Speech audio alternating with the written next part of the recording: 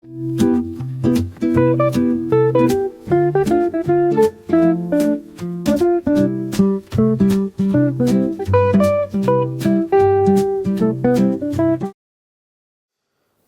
right, my name is Rich Schmidt. We're here with Luisa Ponzi. It's August 8th, 2025, and we're at Winery Lane Collective in Beaverton. Luisa, thank you so much for joining us today. First question, let's get things started with why wine? Why wine? Oh, well, if I had a choice, I didn't really have a choice. The wine was pretty much part of my life since day one. But you know, my parents were very involved in wine, and they were passionate about wine. They were wine lovers, I would say.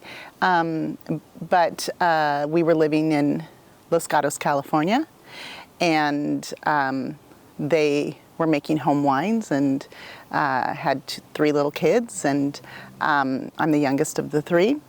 And so once they got kind of serious about wine, which was in the late 60s when I came along, they had hatched the plan to try to find some place to actually grow grapes and pursue their love of these varietals that they had discovered, Pinot Noir and Chardonnay. And so I was kind of on the tail end of that progression from wine lovers to winemakers, and we moved up here in 1968. I had my first birthday on this property, and we got our first vines in the ground 2 years later. And so so the wine came to me, and and I kind of evolved with it, right? So it was always present, always part of my life. It was what consumed our family, honestly. And for good or for bad, it was always what we were doing. And whether that was planting grapes and making wine, trying to sell wine, trying to bring people to taste wine, traveling the world, learning about wine, all of it was that was my childhood. And so I think at a certain point it just creeps in, right? And you don't really get the choice.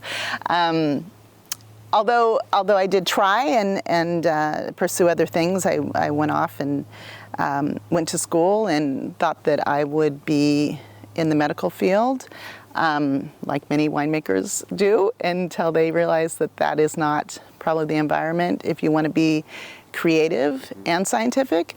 And that was something that I always was. I was kind of the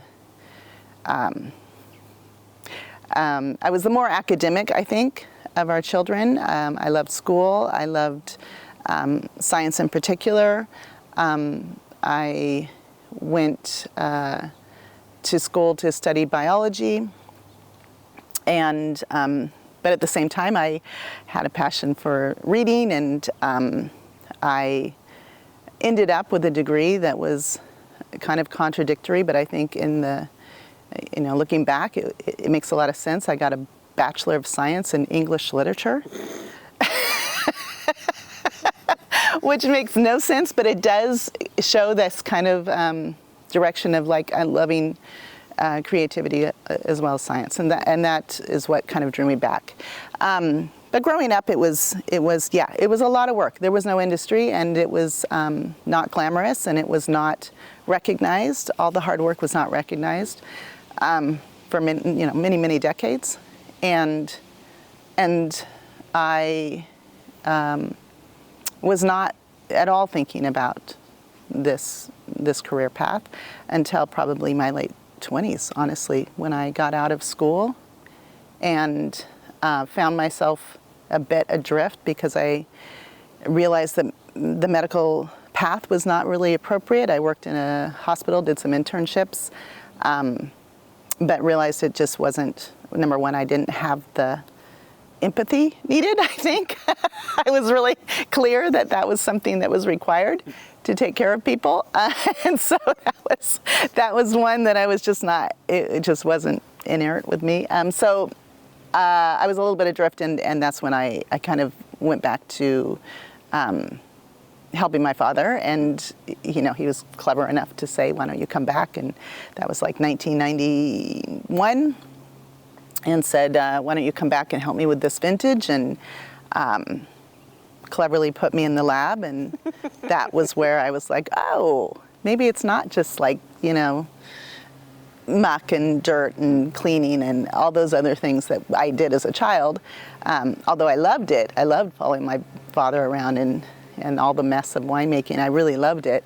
But that's what I thought it was. It was just really hard manual labor and cold usually and wet. And I didn't see that there was this whole other aspect of the science that you could influence what was happening.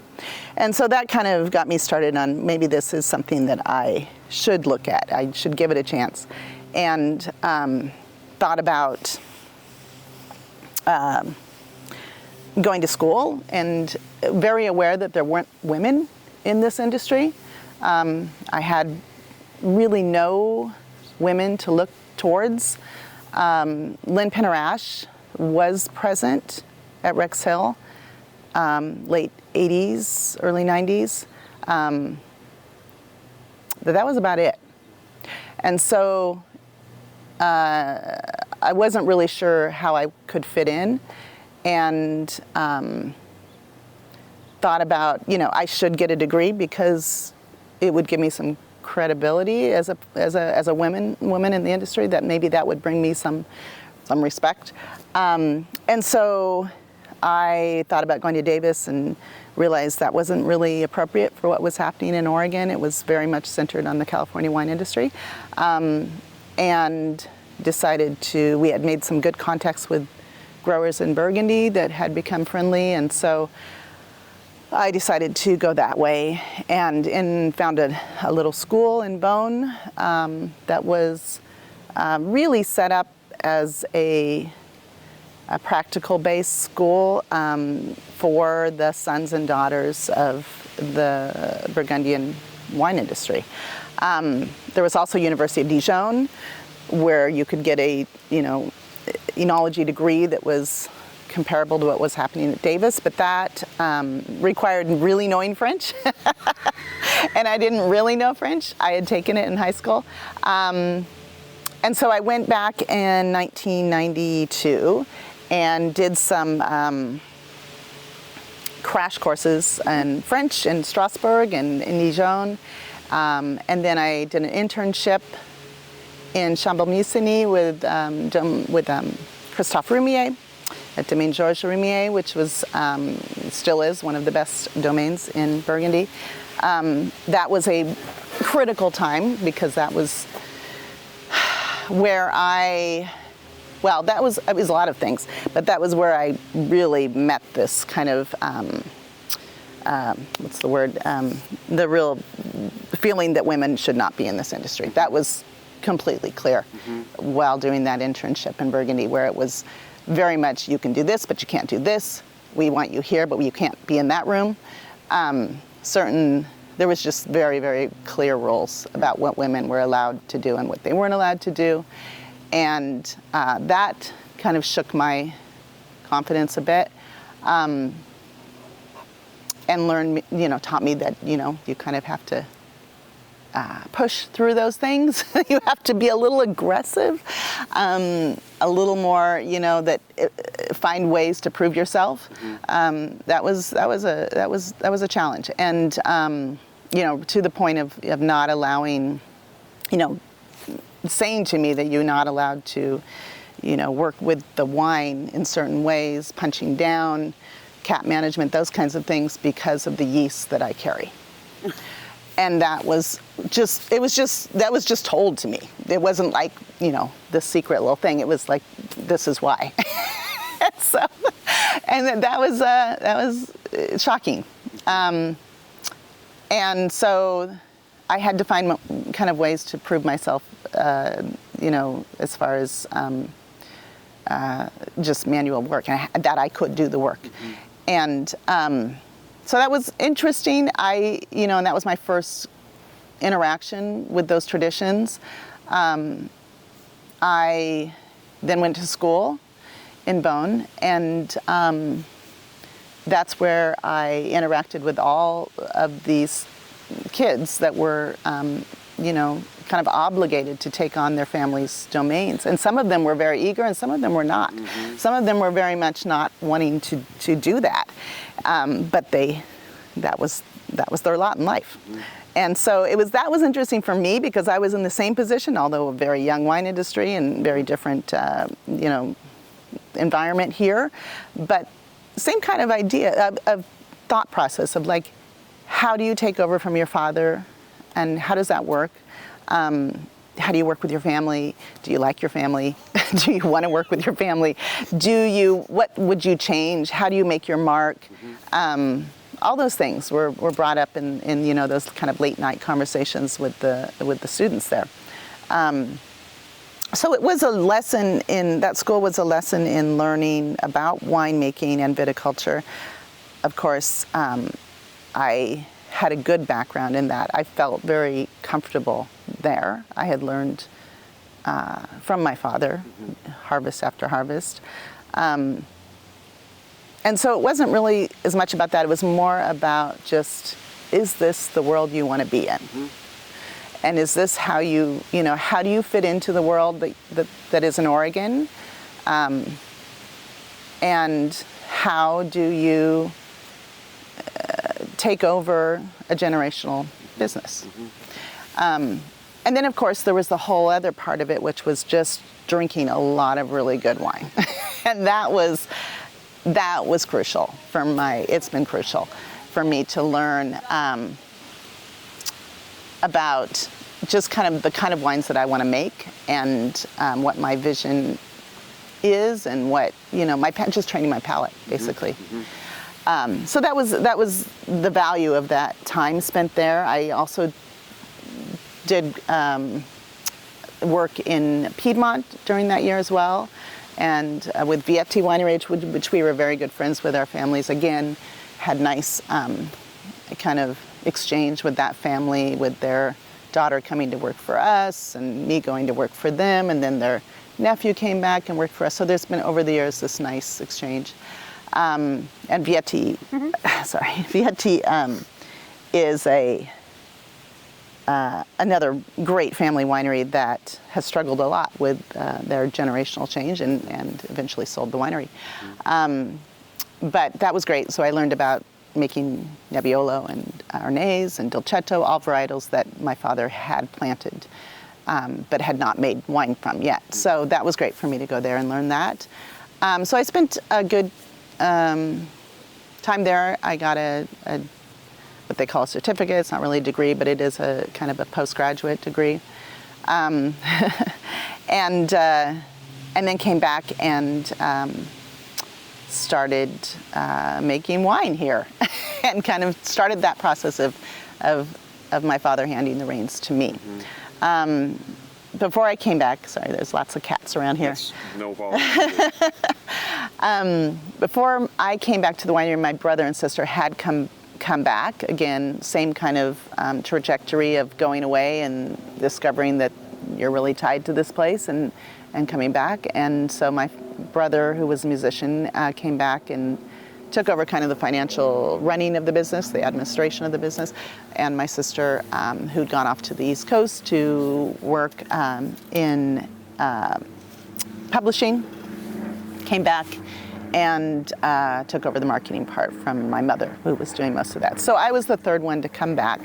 And I always think that it's so strange to me that I feel like I got the best role. Like I'm sure they felt that way too about their roles, because neither of them wanted to make wine, neither of them were interested in farming. But it's always kind of shocking. I always feel kind of like this, wow, how did that happen? That I got the best part of this. But it all works out. That's I'm perfectly suited for it, and they were not. So I came back in 93 and took over the role of winemaker at Ponzi. My father, who had been making the wines, had also started a brewery. My parents had started Bridgeport Brewery in 1985, and so they were very involved in that. My parents are kind of Renaissance people, in that they just love starting projects. They love starting things that haven't been done before, right? And so doing the pub and trying to make really great beer, that was super attractive to them, same as the wine industry was. Like, how can we do this? How do you do something that hasn't been done before? And so they were very involved in these two businesses, and I think it was a great time to come back. My father was ready for help. Mm-hmm. The winery had grown. We had planted we had just purchased a big piece of property in 1990 that we were in the process of planting, so I got to come home and really be involved in that planting and do a lot of experimentation. That's what we call Aurora Vineyard. It's my parents' home site up in the Chehalem Mountains, and that 80-acre piece was one that I was able to just really experiment with, as far as a lot of the things that I'd seen in Burgundy, tighter spacing, a lot of clones that I wanted to try, different varietals that I wanted to try. So all of those things were, it was a playground for me.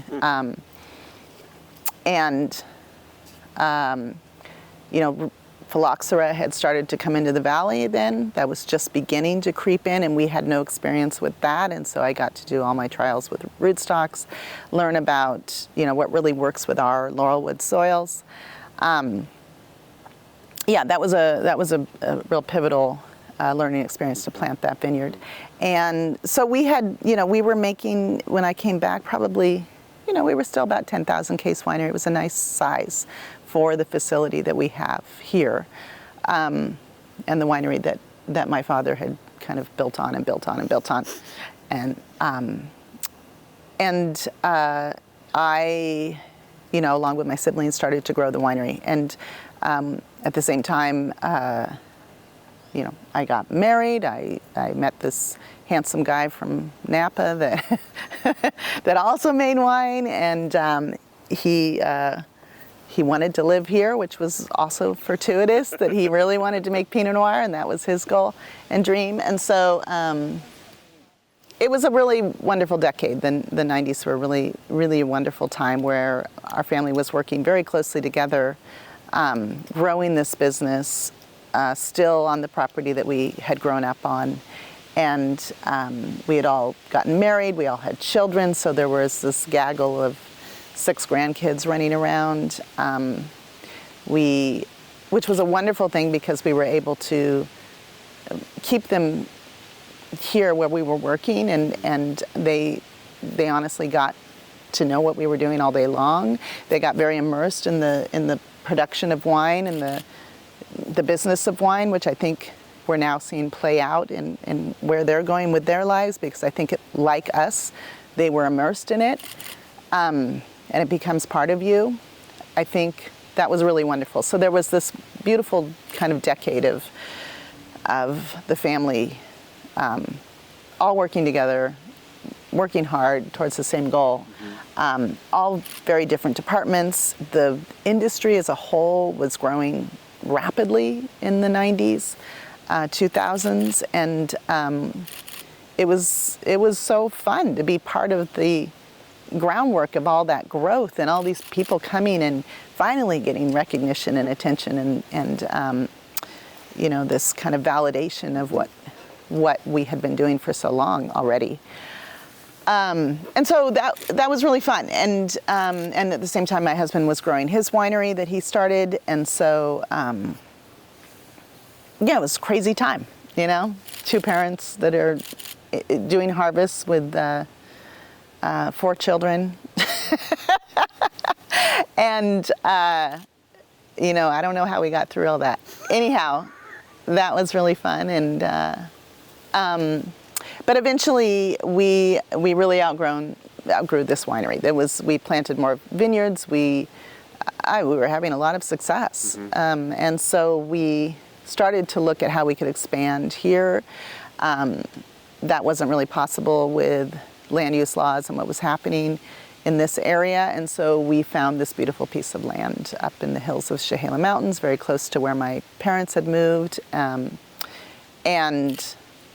that was, 2006, and so that was the first time that we really went into debt and decided as a family that that's what we wanted to do. That was the next step, was to really set us up for the future. And we knew that we couldn't really maintain the growth here. And so, again, really fun period with my father designing the winery and he and I working together on that. Able to do like everything that we as winemakers wanted to do with gravity flow and lots of space, and it was so fun to, all these things that we were frustrated by working here, we could change and make, this beautiful hillside that, every level working so well together. It was a lovely, lovely thing, and it's a gorgeous winery that to this day I think is one of the best designs. And so that was a big changing point though for us, because that was when, the small family business became a big business. And, when we left this winery, I was making about,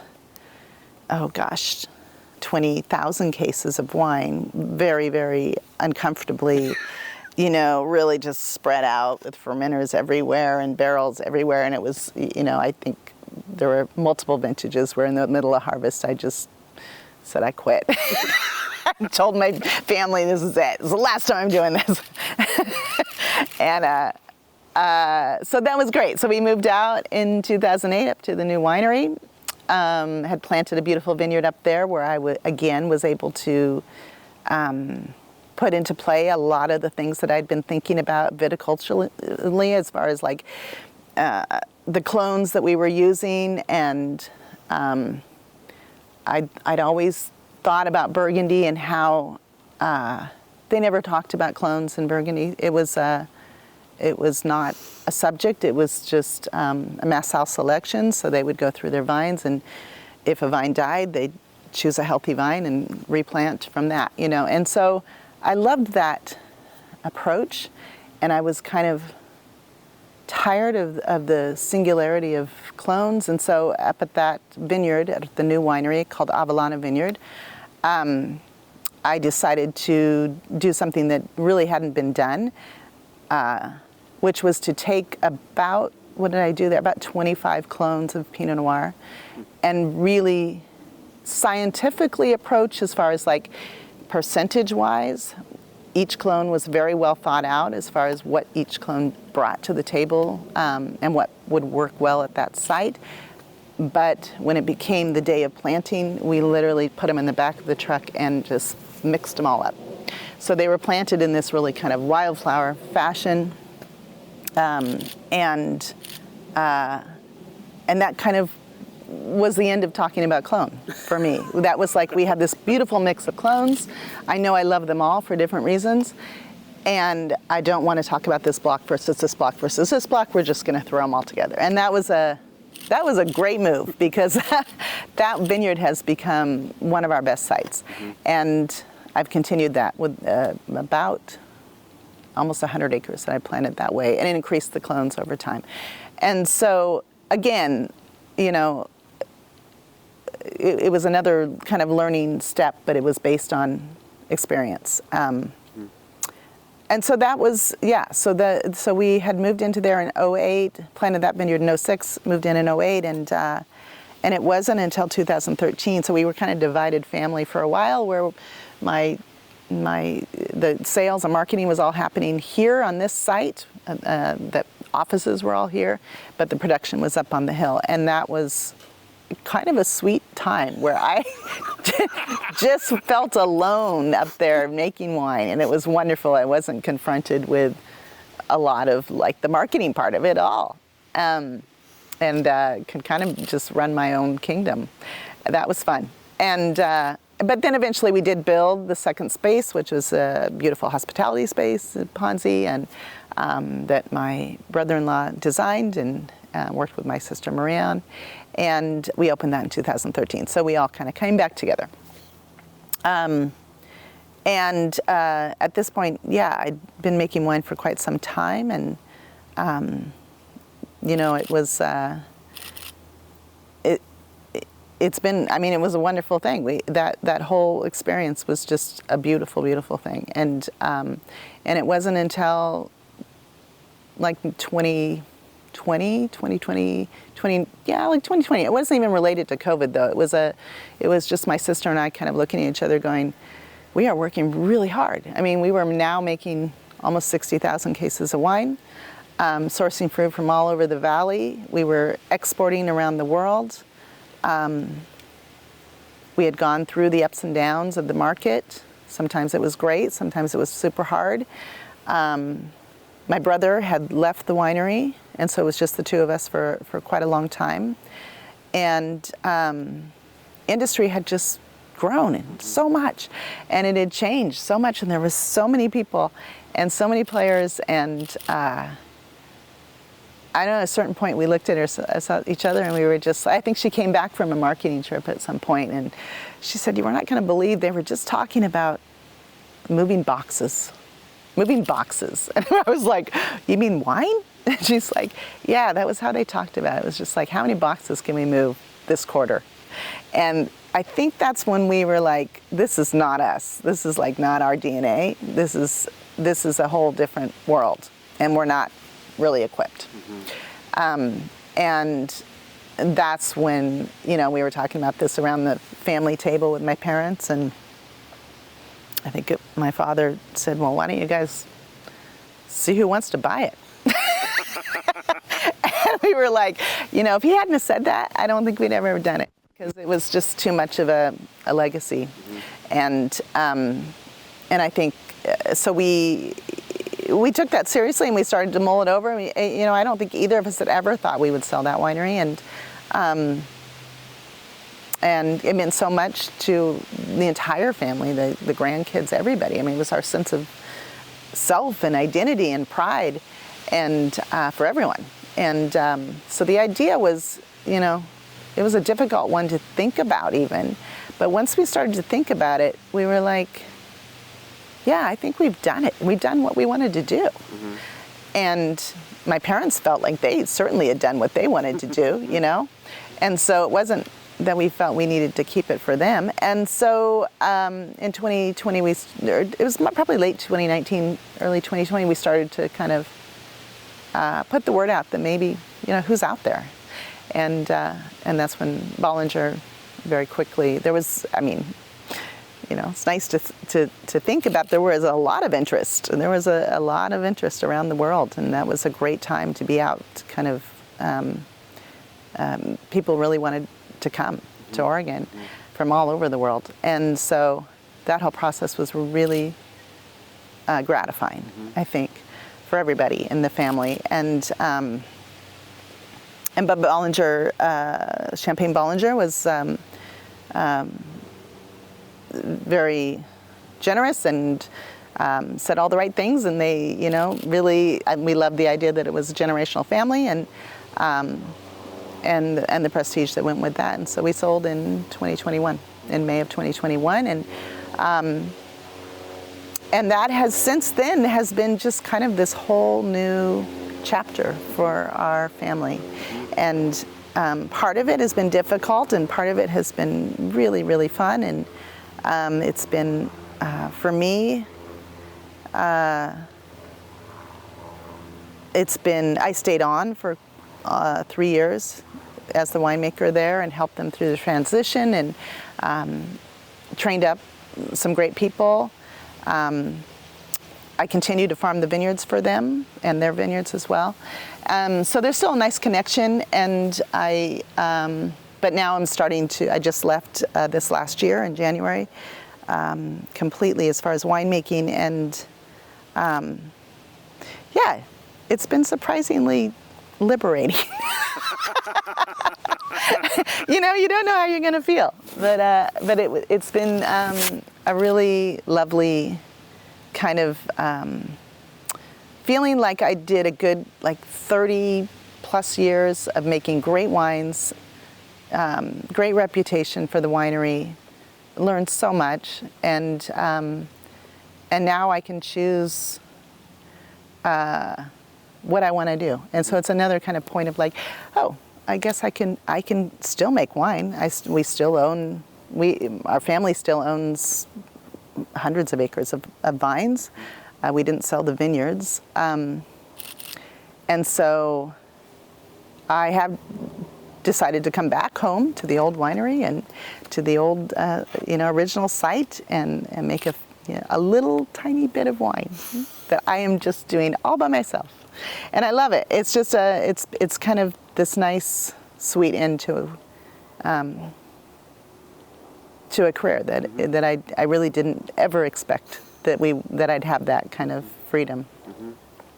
And so, so it's been fun. And that's kind of the whole gamut of the story where, it's kind of become full circle where I'm back home in the winery that I learned where to make wine with my father, with my family, and but I'm able to do it with such a great, career behind me. And now I'm watching my children, and that's been super fun too, to watch them kind of, put their toes in this industry in a kind of peripheral way, but know that they're able to succeed because of what my parents and my family kind of built. Was this, this industry that created all these jobs for all these people,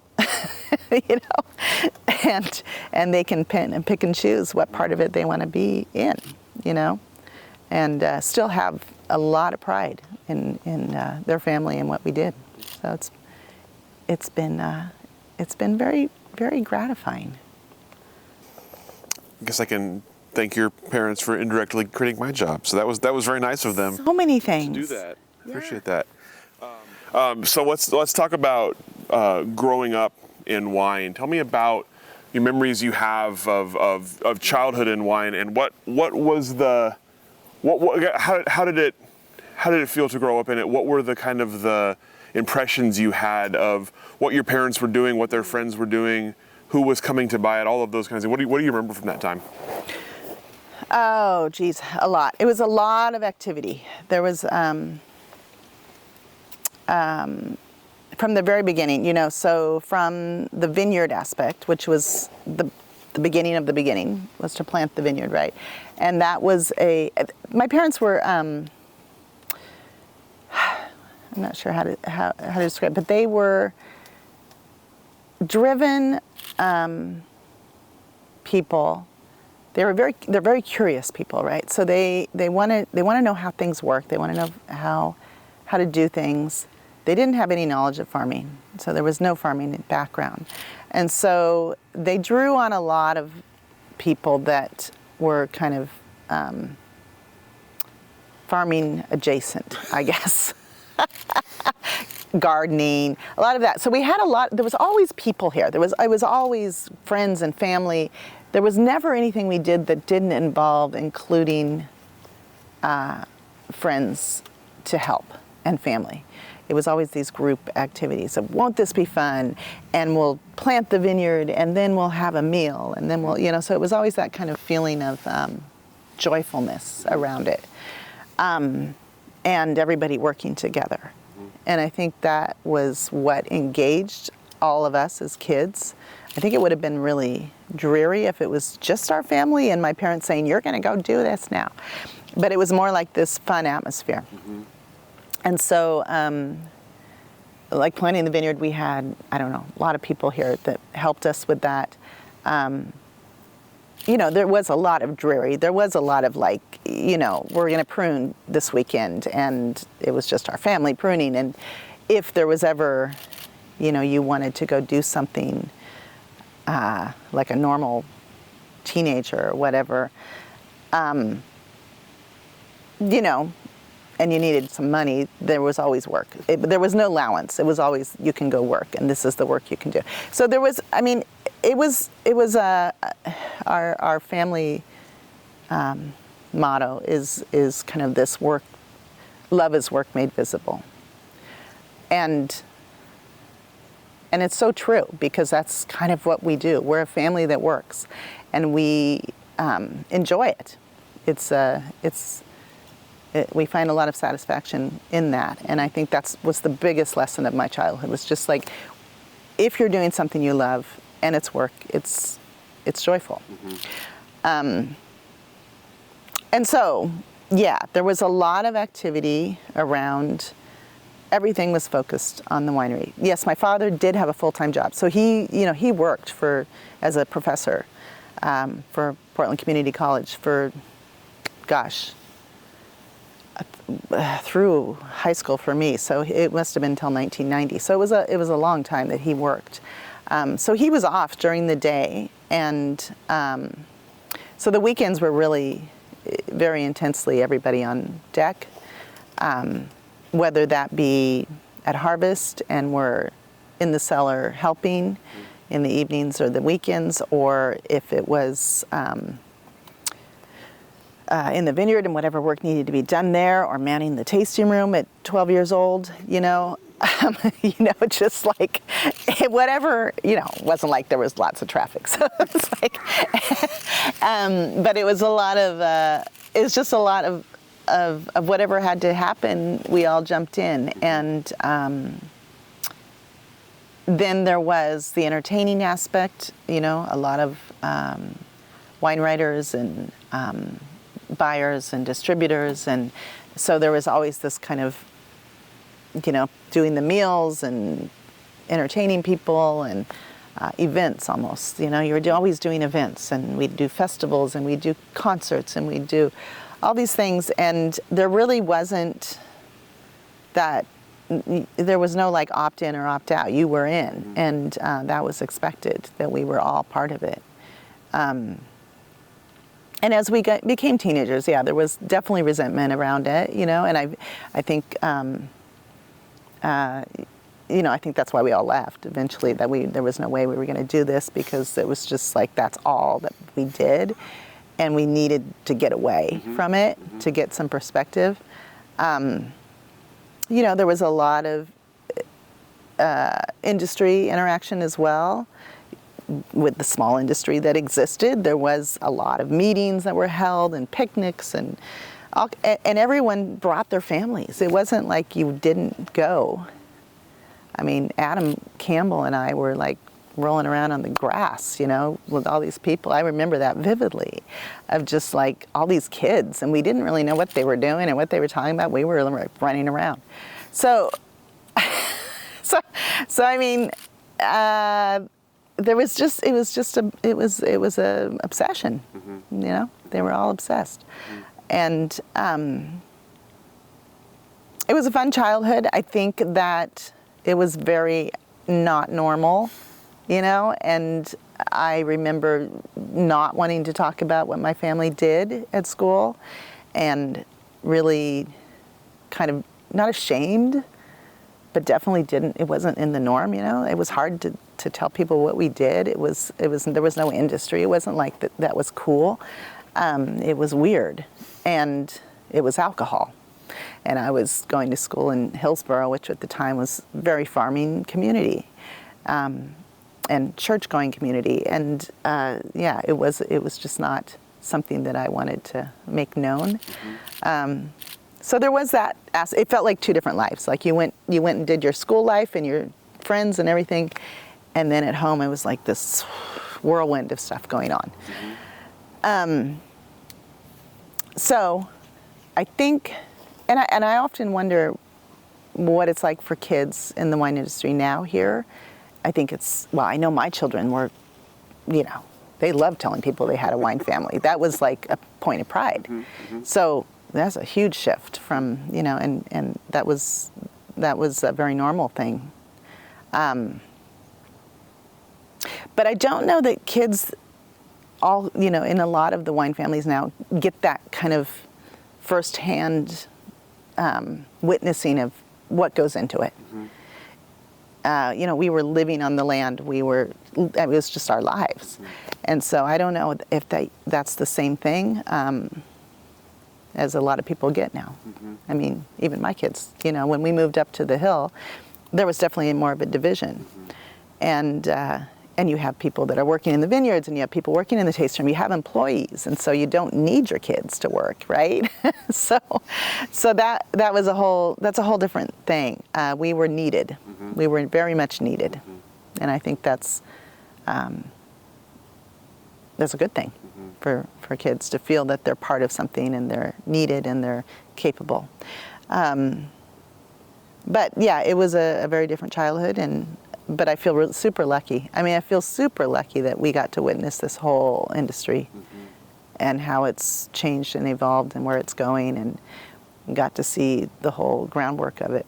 You mentioned coming back and coming back as kind of work on the science side and working with your dad. Tell me about that part of your life, from that stage into going to France. What did you learn about wine that you didn't already know? What was exciting about it? What made you think this was something to pursue at this point in your life?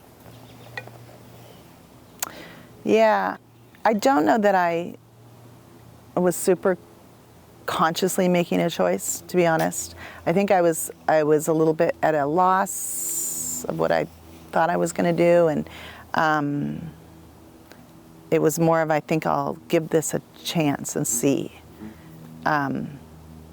And going to Burgundy confirmed it for me, that it was not this small little thing happening in Oregon. It was a global thing. And I traveled with my family to wine regions and stuff, but it was different in that way, that I got to make my own contacts and my own friends in a different country. And they were living very similar lives from what I was living. And I think that kind of global connection made it more attractive for me, that you could do this thing that was happening all over the place, and be part of this bigger thing. And that still, to me, is one of the huge advantages to being in this industry, is that you can travel anywhere where they make wine, and you're welcome, and you're there's an open door, and you have this shared experience, even though you can't speak the same language, but you still you have this shared experience. It's a really wonderful thing, and I've taken huge advantage of that every place we've gone and traveled, and just made those connections wherever we can.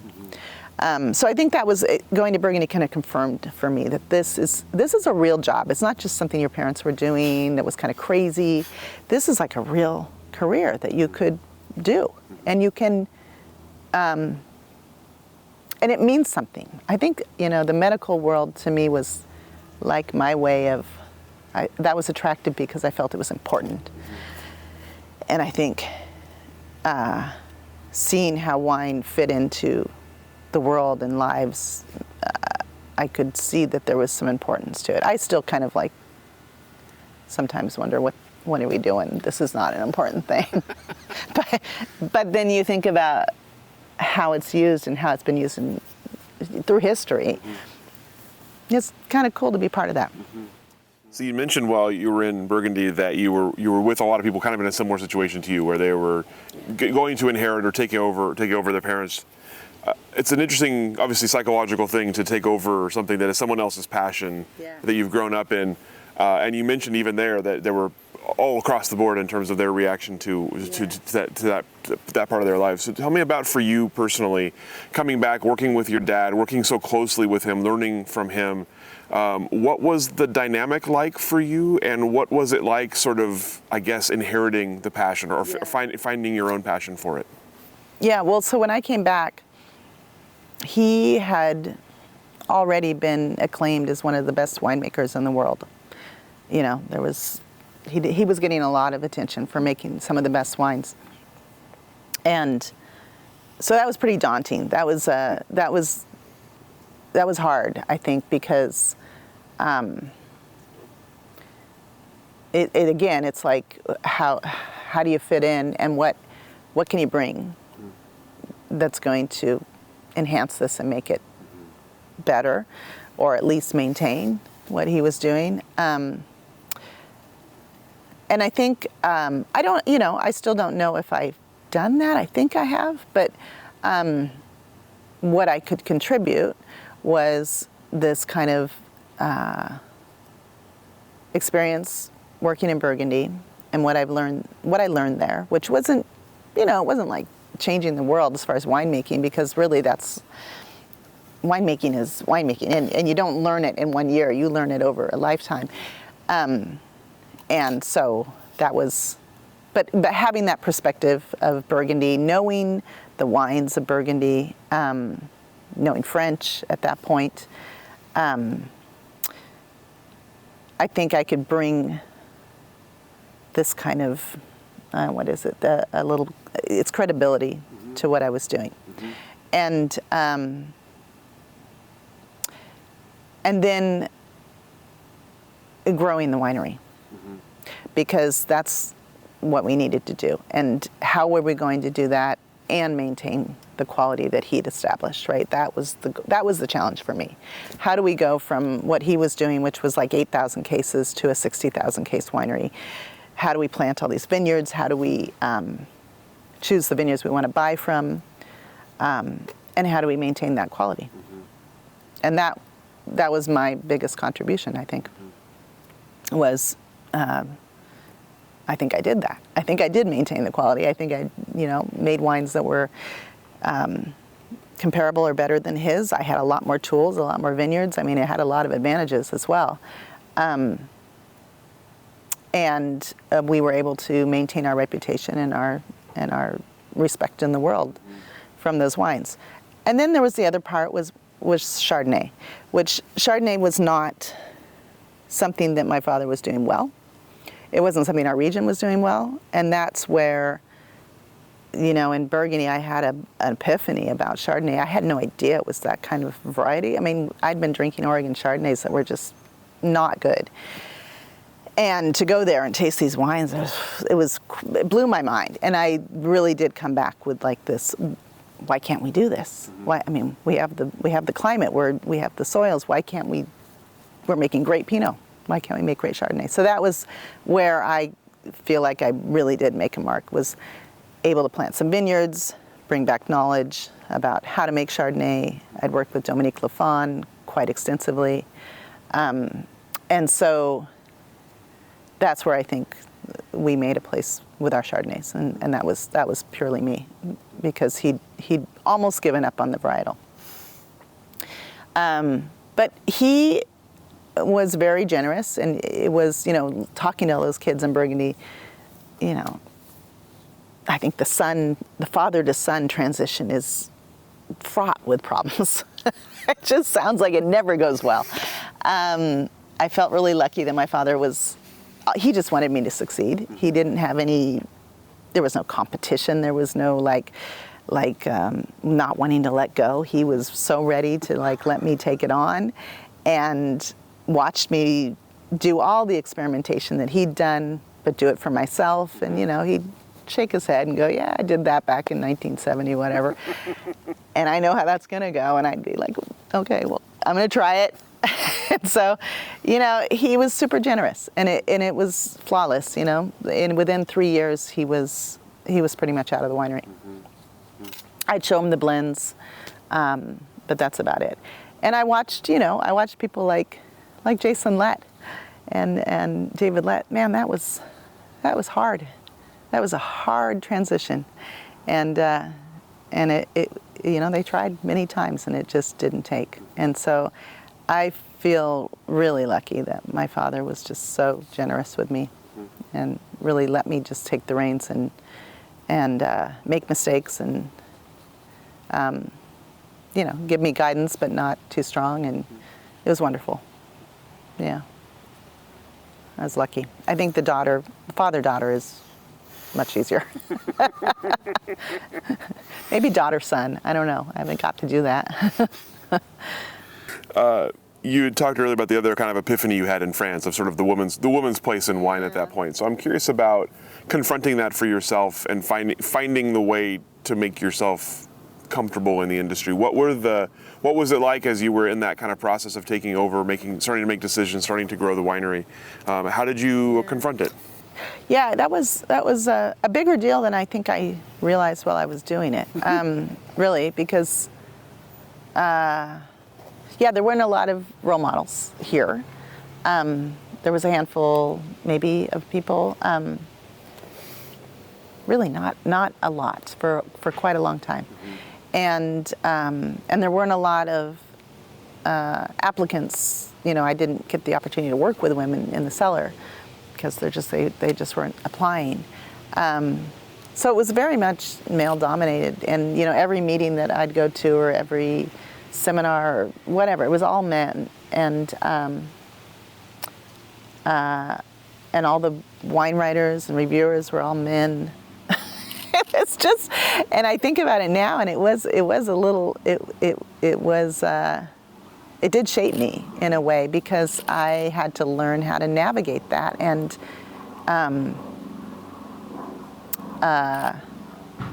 I think for a while I was probably a little harsh. I think I was aggressive. I think I was like, I wanted my voice to be heard, and so I had to be loud about it. Not loud, but just forceful. And I think my sister and I both learned that. I mean, Maria. So, it came easier to her, I think. But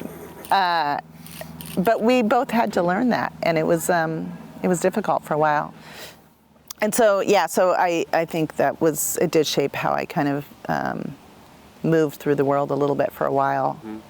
And then I think what the switch was for me was when I started to be able to hire women in the cellar, mm-hmm. and became more of a mentor to women, and that's when I kind of felt there was a bit more of a softening for me, as far as like, really wanted these women to be able to be in this industry but not have to fight to be in the industry. Like you can be heard and respected without having to be forceful about it, and that it takes some time, but if you know what you're doing, and you're a hardworking person, and you have the knowledge, and you have the curiosity, and you have the passion, people figure it out. Mm-hmm. And it doesn't matter. And so I think it wasn't until I started to really have a lot of women around me that I felt I needed to step up and do better. Mm-hmm. And so that's been really fun. That's been a really fun part of this whole journey, is like the people that I've got to train and work with, and watching watching all these women. Jeez, it's so amazing. It's so great. Mm-hmm. And now in viticulture, to see so many women in viticulture is just wonderful.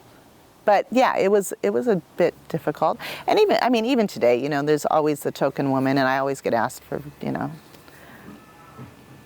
we talk on this seminar, and I know I'm there because I'm a woman, and there's no way around it. But at the same time, I'm like, well, good on you that you realize you needed a woman.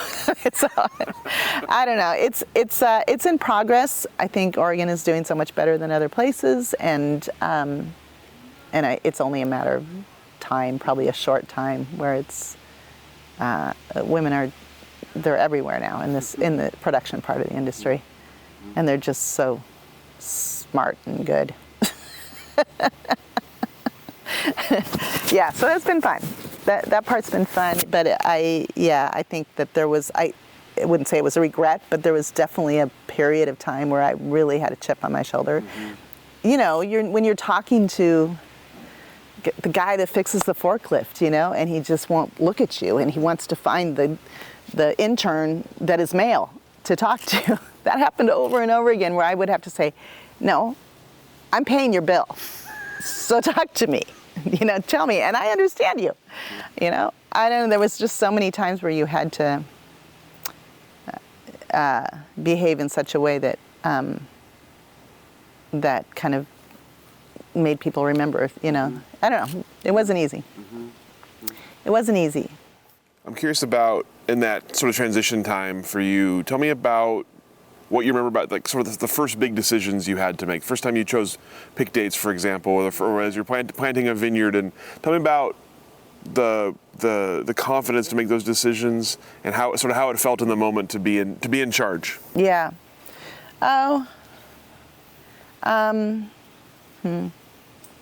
I'm trying to think of what big decisions. I mean, planting was a big one. Planting Aurora Vineyard was a big one. Bringing my ideas to the table where it really was going to cost money, and convincing my family that they should listen to me as opposed to, doing the same thing we'd always done. Mm-hmm. And I think whenever there was a moment where it was like a real risk, we were working together. We were not, we weren't doing our own thing. We would meet as a family whenever it was a big decision about we're going to spend money, usually. Everybody had to feel good about it. Building that winery, that was a huge, huge, huge decision for our family. And, everybody had to feel good. And that was kind of how we did everything. And if it didn't feel good anymore, or if it didn't feel good to one person, then we would adjust. And I mean, I'm just talking to you now, I'm thinking back and thinking, God, it was really great that they actually did listen to me with a lot of things that I wanted to do, because why did they listen to me? I don't know. But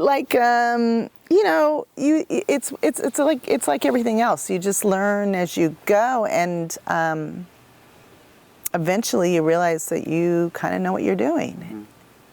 It takes a long time to feel like you know what you're doing. And I think I was lucky that I had, my family kind of had my back with all this stuff. Maria and I especially, we were really in the trenches together, and, had to learn the whole business together.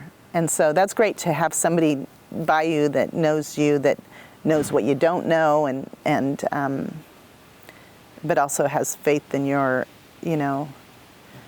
intentions. And so we both knew that we were very passionate and we wanted the best for the business and our employees. And so all those things kind of helped you along the way. Even when you didn't feel super confident, you had the support. But I don't know, there was some big, the planting decisions that come to mind as the big decisions, because those are so permanent and long, and you really need to feel good about them. And you can make a lot of mistakes if you do the wrong thing. So, putting all those clones together, planting like that was a crazy idea, and but somewhere in my intuitiveness, I felt like that was the right thing to do, and it really was. So there's been a lot of those moments where you just don't know, and you move forward, and it turns out okay.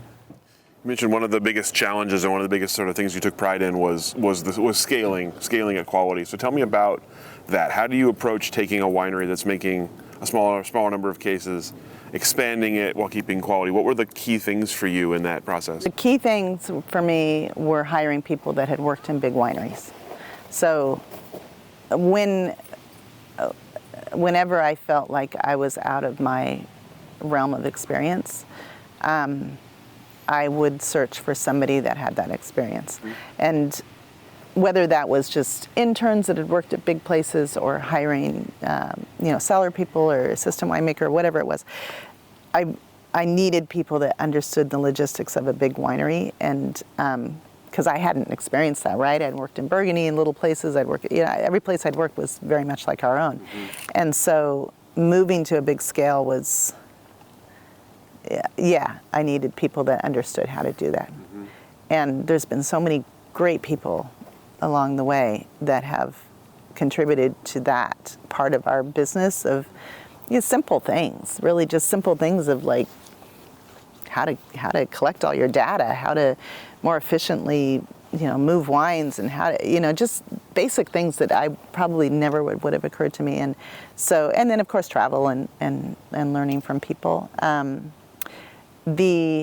But I have to say that part of, I think, the reasons that the quality could stay high was because I kind of kept the same mentality of a small winery all along, of small lots of wine and never scaling to big fermenters or anything. It was all very much, when it came down to the actual winemaking, it was still very, very much in the style of my father and myself, and of small lots, keeping everything separate, picking vineyards that were great and keeping yields low and all those things that make great wines. But yeah, it's a hard thing to scale up. It was a scary thing to make that much wine, and also because all of a sudden there's all this other, pressure about the marketplace and what the consistency of the wines and what they're expecting, and you're employing a lot of people. There was just a lot that was like, oh wow, it's not just making more wine. It's like it becomes a big, much bigger responsibility. At the same time, you're obviously growing the viticulture side of things as well. I'm curious about maintaining vineyards of that. So you obviously talked about kind of what the thought that went into to planting and starting vineyards. Tell me about maintaining and about getting to know what your sources are going to look like each year. Yeah. So viticulture is, it's so funny because I think that I was so much a winemaker, but I was always a viticulturist, and I've always managed our vineyards. And now that I don't have as big a role in winemaking, I am able to really focus on viticulture, and I'm just loving it. I love it so much, because I never really had the time. It was like, oh, I'm making wine, and I have to do the vineyards. But the vineyards were always a little bit secondary, and so I couldn't devote myself to it. And so it's been really fun to kind of come back to that. But yeah, I've had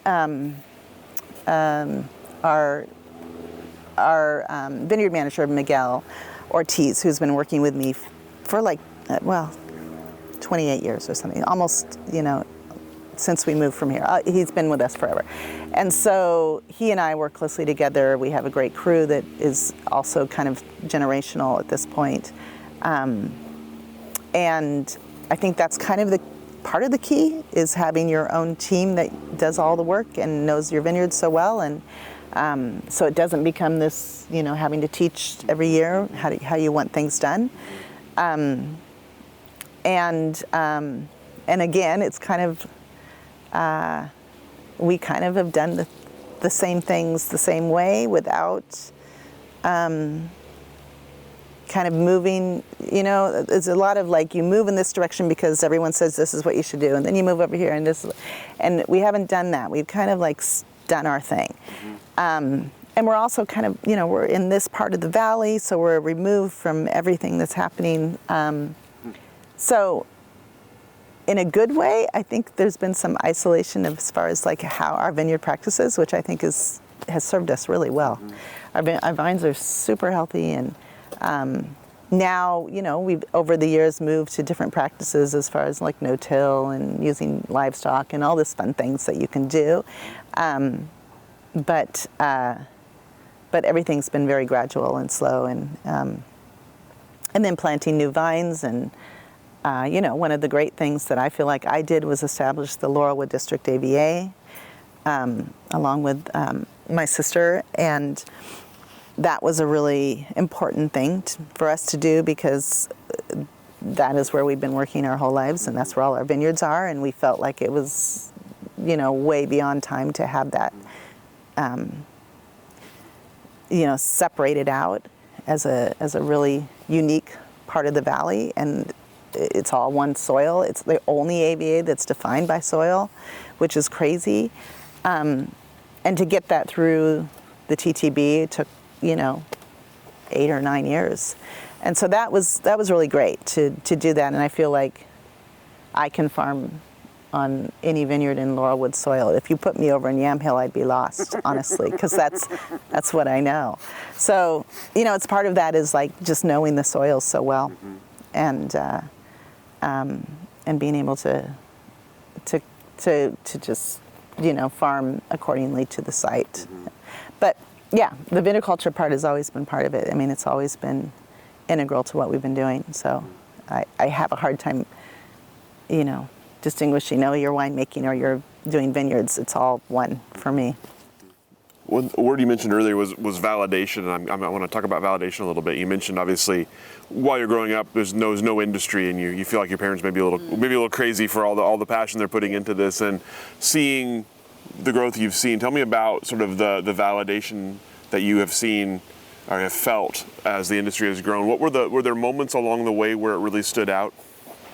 Yes, there was 1985 vintage, which really hit with especially Robert Parker, who had come out, and that was particularly crazy vintage, and that was the first time that there was like kind of this stamp of approval from an outside reviewer, and we sold all our wine in like a month. It was crazy. We just didn't know that could happen.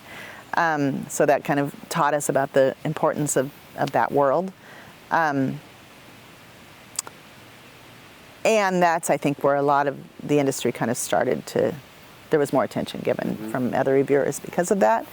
Validation as far as like distribution, New York was our first market outside of Oregon, and knowing that there were these acclaimed restaurants that would buy the wines, I mean, that was crazy.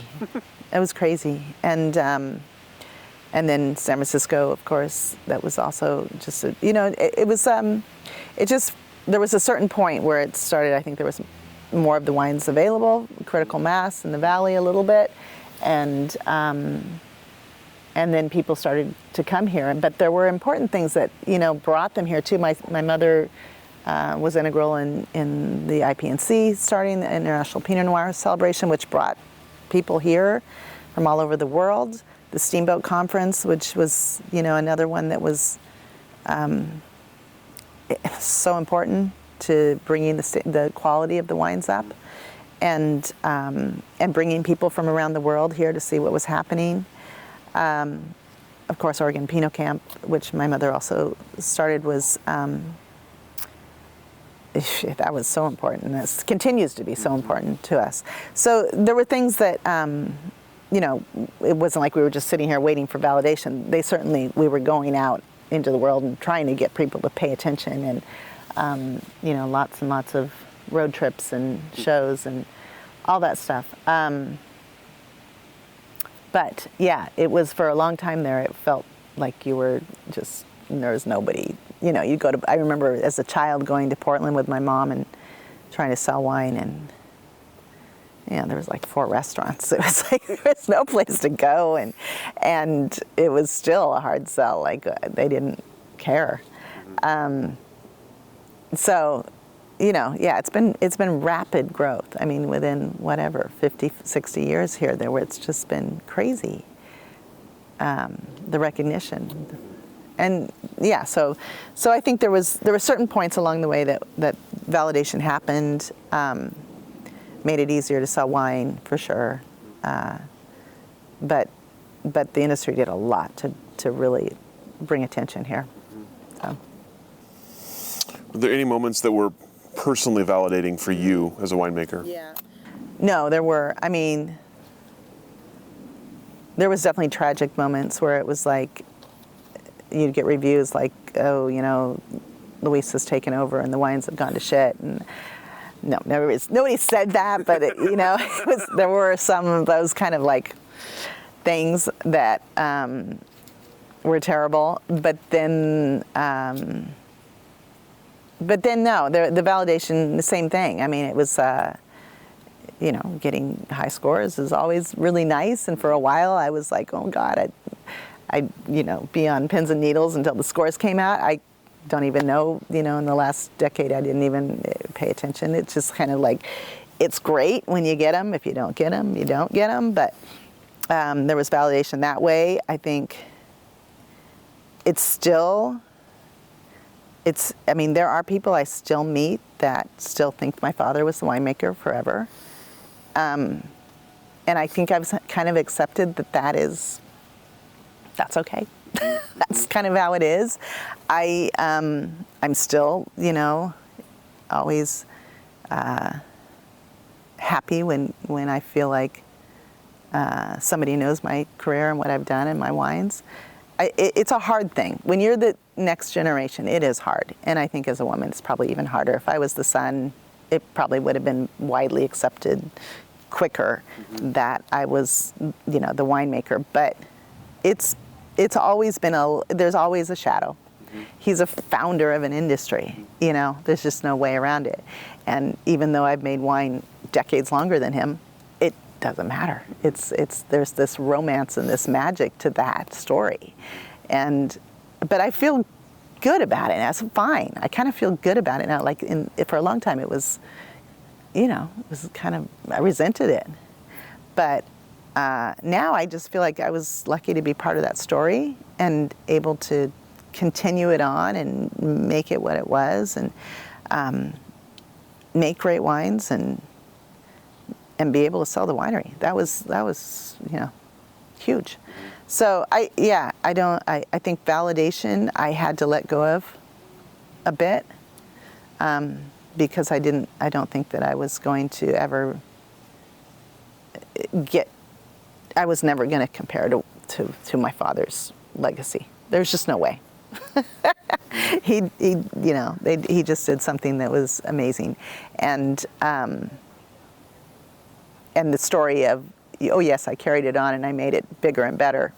It's not quite as romantic, and that's okay. I mean, that's fine, and I think that's why I'm having fun now, because I'm able to make wine, and my brand is Luisa, and it's very intimate, and it's just me, and there's no family around it, and it's that's where I'm kind of like, oh, I can just like show people what I can do, and there's not this big family legacy that I have to carry on and live up to and all this stuff.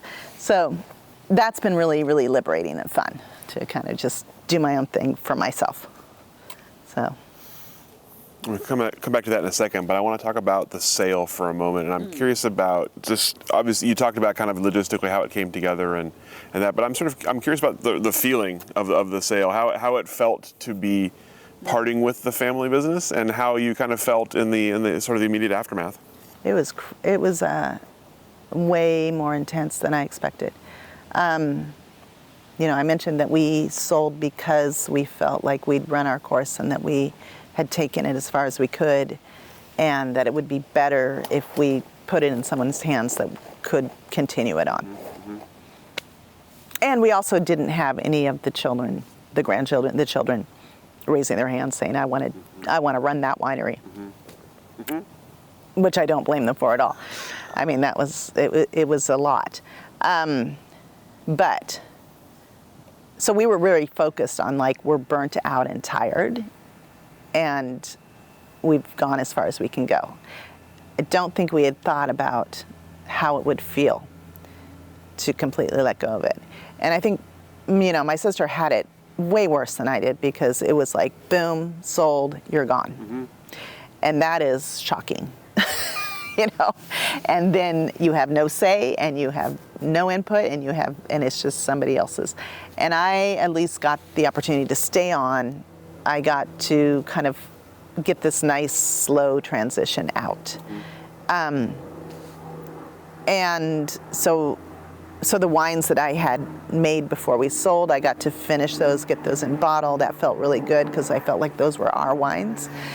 So that, the 21 vintage, I feel like, was the last kind of family vintage. But it was hard. It was super hard, and it's still kind of hard. It's weird to sell something like that was so integral to us, and so it was our identity. It was completely our identity, and to you go through a phase of just like, oh, who am I and where do I fit in, and you try not to care, but your name is still on the label, and so that's weird. And you have to kind of watch what's happening, good and bad.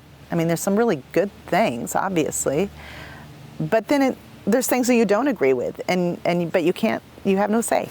You let it go.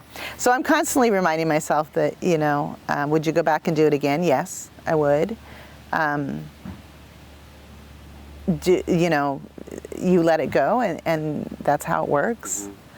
We had sold our brewery in 1995, and so we'd kind of gone through it, although that wasn't as integral to our identity. But it was an occupation. It was a big part of our family's business, and so we'd gone through it a little bit of letting it go. And I think I don't know. Again, it kind of goes back to my parents' mentality of like, it's an adventure, and we wanted to do something, and we did it, and now it's over, and it's fine, and then you go on to the next adventure. And I think that's how we're all approaching it now. Is like, that was great, and now what's the next thing? And that makes it easier, because I think if there was no opportunity to continue on, it would be hard for me, especially with. I'm not ready to stop making wine.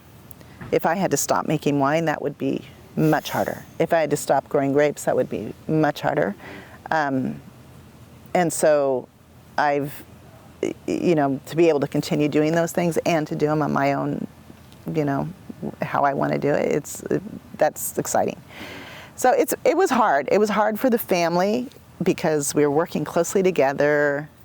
We were very much the kind of family where it was like, can we stop talking about business whenever we were together? We had to we couldn't stop talking about business. And so now it's kind of fun. Like, I have a sister that's just my sister. She's not my business partner. She's not, and we had to kind of reestablish that relationship because that was hard. And when we get together now, it's fun. It's much more normal, I think. So those parts are good, but yeah, it continues to be. I mean, it's still, we're only going on whatever we're on our 5th year, and it definitely is. It takes a while to transition out of that world. It was kind of full on. But yeah, no, it's in retrospect, it's all good. That's all what I keep saying. It's all really good, and we feel very fortunate and super lucky, honestly, to find that buyer and that time, because things have changed now. So it's a harder place right now. So I'm glad we're not trying to sell 60,000 cases of wine right now. Or a legacy family winery. Or even a winery. That's right. Yeah. No, I think we have this thing in our family that we always say it's Ponzi luck. And I tell you, I think we are lucky. We've been very lucky. And yeah, so it's kind of, yeah, it's an interesting thing. And I still go, there, and I just went up yesterday and tasted all the new wines because the young man, Max, who's the winemaker there now, is, he was with me for a long time, 8-9 years. And so he's, it's nice to be able, he still wants me to say, yeah, these are good. and it's nice. The wines are really good. They're in good hands. I think the business is in good hands. It's a hard time though.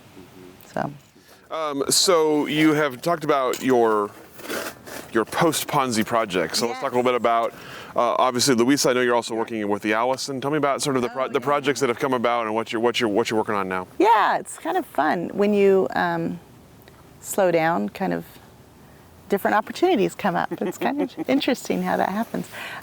So the Allison project. Yeah, so I've started making the wines for the Allison, which is really fun. But that started a couple years ago, and they have this kind of rotating winemaker that makes the wines from their vineyard there, and it was Adelsheim and then Ken Wright, and they asked me a couple years ago, and so that's been really fun, nice partnership with them, and it's a nice little vineyard, so I get to do that. And then we started the Winery Lane Collective, which is kind of the reinvention of our old Ponzi tasting room that became the Hamacher tasting room that is now the Winery Lane Collective. And that's been really fun too, because it kind of comes back to, my husband and I started the Carlton Winemakers Studio back in 2001. which was a really cool facility, shared facility for winemakers to get started. And so we kind of had that knowledge of how that works. And so here, my husband, Eric Hamacher, was making wine for a while. And then our friend Greg McClellan from Suzor, he was one of my very first interns I ever hired back in, I don't know what year it was, way back when he came and worked the vintage with me here at the winery. Never had a wine job in his life. He just kind of showed up with his suit and tie on and said, I'd like to work. He was so cute, and I was like, I want you to work with me, because he was really fun. So he worked with me way back when, and then he became Eric's assistant winemaker for a while, and then went on and worked for Trisatum and Methvin and started his own label, Suzor, and it just kind of happened that he was looking for a home. And so he's back home too, kind of in a way, full circle for him. And so he and his wife Melissa are here at the collective, and then Eric is continuing to make his wines and all of the Ghost Hill wines. And then my daughter and I started a collaborative project called Lerzi, which is my father's mother, my Italian grandmother's maiden name. She was pretty integral to everything that happened on this property. She was always here, and a very important person in my life.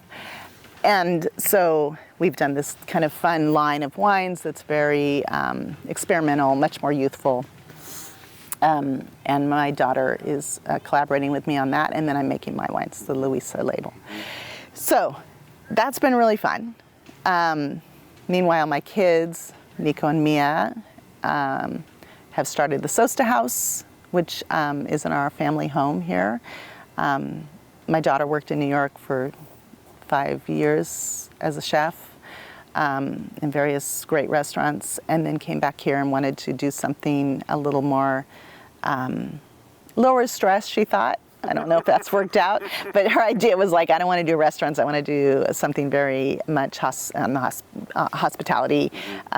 So they've converted this house into a 3-room inn, and they're doing, so many things, just lots and lots of community outreach. They've created a beautiful kind of place here. Everyone is trying to clamor after this demographic of the 20-year-olds, and it's just happening here so beautifully. I can't believe the young people that are here drinking wine like every weekend, just packed with people, and I love it.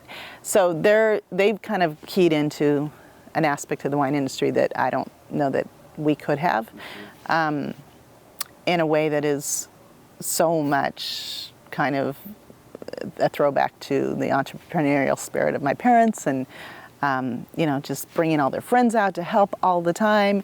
With every project they do, there's like all these people helping. Everyone thinks it's fun. There's always food. So it's really been fun to watch that kind of happen again here. And what else do I have going? I'm consulting for a few wineries in the area.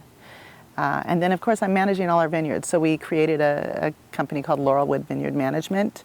And we are managing all of our vineyards as well as all the Ponzi vineyards, and so that's a full-on job as well. So lots of little things, which is really fun.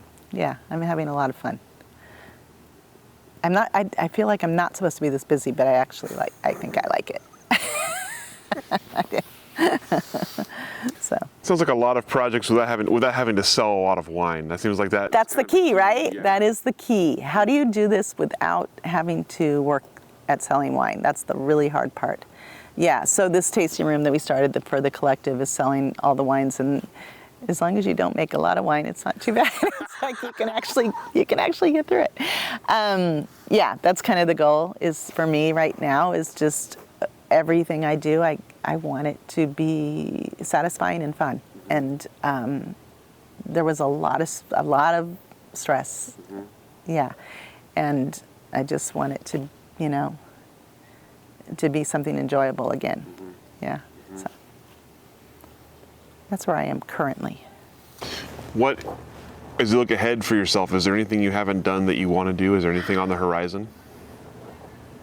No, I think doing this label, my own label, it's more daunting than I expected, honestly. Only because I think I grew so accustomed to having this big family support. Not that they're not supportive of this label, but they're just not like making decisions about it, right? And every little decision I find, like just designing a label is excruciating for me. I just hate it so much because I don't have those people to bounce it off of, and we're not all in it together, right? It's me, and that I find it daunting, even though it's a tiny little project. It's just so I want to get that up and going and feel like I did something that was just my own. I don't know why that's important, but I just kind of feel like I want to do that. Other than that, no, I would love my children to get married and have grandkids. So can you put that on the record? I think they know that. I feel like they know that already. But no, I'm having a lot of fun really just watching my kids succeed at what they are passionate about. And I still have my parents around, and they are still thriving people, always doing interesting things. And so it's kind of a sweet spot right now where I feel like the pressure's been lifted and we can just enjoy each other. And that's been great. It's been really, really fun. So, yeah. You talked earlier about some of the kind of benchmarks along the way for Oregon wine. Tell me about the industry now, 2025. What are the biggest changes in the industry? What's new about it, and what are the biggest challenges for the industry right now? There's so many. It's so different than when we started this thing, right? So of course, there's some super exciting things going on with the onset of climate change. I think that are scary, but at the same time give opportunities for people to do a lot of different things, right? So we're seeing all these different varietals. We're seeing all these projects with interesting wines that we never ever thought would even be possible here.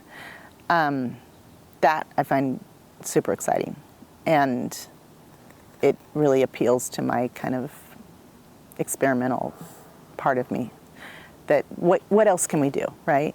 How far can we take this, and how do we maintain the quality of the main varietals? And that also is a challenge. And where do we plant, and how do we plant? And that part is really exciting. I think people are really tackling those issues. So super fun to see the continued passion for this place and for making wine. On the other hand, there is a lot of people that are coming here now for economic or more what is the word, lifestyle or Vanity project? Yeah, vanity projects. That's what I'm looking for. So there is a lot of that happening where people want a piece of this success. Sometimes I don't know if they know the history and what's gone on here before, and I guess they don't care in a lot of cases, but it is important, and sometimes I worry that things are going to change as far as our community and that's been one of the greatest things about this place is the community and the people that are here and how we've worked together. And unfortunately, I don't know how that's going to play out. I think on one level, it's still very intact, but then there's another facet that might be happening that is more concerned with other things other than let's make the best wine we can make and be the best wine region in the world. That's happening. At the same time, it's bringing people here still, and it continues to bring people here. And I think there's some really exciting, architectural things that are happening and hospitality things that are going on that are going to continue to bring people here. I think my hope is that this region can keep its soul intact as far as why we're here and what we're doing. And I see that it's very healthy with a lot of the small projects, but then sometimes I get worried with other things that are going on. And then I think there's bigger issues at play as far as like land use laws and how we're using our farms and how do we keep our farms and those kinds of things. I think we are very conscious of it because of where we are. In Washington County, we are just being encroached upon. And so we're conscious of it, but I think it's something that we always have to keep our eye on. And so part of that like growth in the industry is making sure that there's people that are looking at the bigger picture, always. I mean, we were always Willamette Valley. It's what Oregon. It was very, very present in what's good for everybody and how do we work together to keep it good. And I hope that there's enough of those people that are willing to put the time and effort into that. Yeah, other than that, it's just general wine industry problems like selling wine, which this is the first time, we've been through a lot of ups and downs and you could always relate it to something. And I'm not sure that this time you can relate it, but there's a lot of things to relate it to and you're not sure exactly how it's going to come out of it. I think the biggest thing is, the economy and what's happening politically is definitely playing a big role. But I kind of feel like that's something we got to get through it. The demographic of people drinking is a different thing. And I feel like that's one that, the competition with non-alcoholic drinks and all the health aspects that we did not push forward on enough about how wine adds to your health.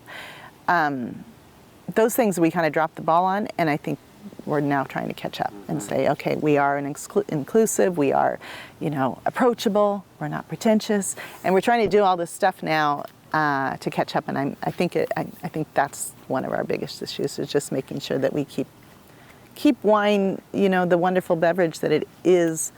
To be enjoyed, it's not. It doesn't have to be political or confrontational or anything. It's just if you want to enjoy food and wine, it's a beautiful thing. It just adds to your life, and we just have to keep kind of making that message out there. I don't know. There's lots of energetic people that are in this industry now that are, I think, like-minded and thinking the right way. So I think it's all very, very positive, and we're moving in the right direction. We just have to make sure we're kind of conscious about the decisions we make. Good luck. Good luck. Yeah, that's you. That's on you. Last question for you. Tell me about kind of your own. What's your proudest accomplishment? As you look back on your own legacy, what are you proudest of at this point? I think it really is that I was able to contribute to the growth of the winery in a very positive way. It could have gone a different way, and I feel like, looking back now, I can look back and all the things that we did. And how scary a lot of those decisions that we made were, and I think that I contributed to keeping integrity in our wines and our vines, and really keeping my eye on trying to be genuine and continuing to think of quality first. And I think it was hard to do that because there were times where it was like you were making decisions about like, we want to sell this wine for $20, then we should make it $20. And I had a point where I just couldn't do it. And I think that's part of the legacy of my parents is just like, it has to be good and you don't cut corners. And that was, I think, contributing to being able to grow as quickly as we did in the way we did and be a successful winery that has a great reputation. So we were able to hand it off to somebody intact, solid business, solid reputation, solid wines. That felt really good. I would have hated to have to sell because we were failing, and we weren't. We were just tired. It's a very relatable reason to do anything right now. Yeah. So I think that's my biggest contribution, and being able to raise my kids at the same time, and they've all turned out to be great. So that was doubtful at the time. Yeah. So. Except for the lack of grandkids. Yeah, that'll happen. It better happen. Just making sure that gets reiterated. Please say that one more time. Yes. You know who I'm talking to. Oh, that's amazing. Yeah. No, I think it's been a super fun ride. Yeah, it's been super fun. Very lucky to grow up in this industry. There's a lot of ways you can grow up, and this one was really good. So. Excellent. Yeah. All the questions that I have for you, anything I didn't ask that I should have, anything No, I think we got everything. All right, we covered it all. I think you covered everything. We got all. I hope that wasn't as long as my husband's. Yours won't be as long as Eric's, no. Thank you so much for taking the time to share with us and sharing this beautiful day in this beautiful place with us. We'll let you off the hook. Thank you.